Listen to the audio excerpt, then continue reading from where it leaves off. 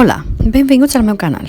Soc Carmen i en l'episodi d'avui d'Estudiem Valencià d'una altra manera he preparat el gènere del substantiu. Com ja sabem, és totalment arbitrari quan designa coses o idees abstractes.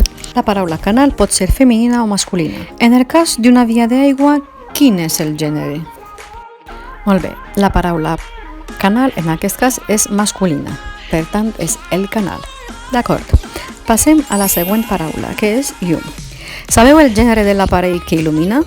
És el llum o la llum? Us deixaré uns quants segons per a poder pensar. Molt bé, és una paraula masculina. Cal fer la mateixa identificació amb la resta de les paraules. Us deixaré uns quants segons per a poder pensar.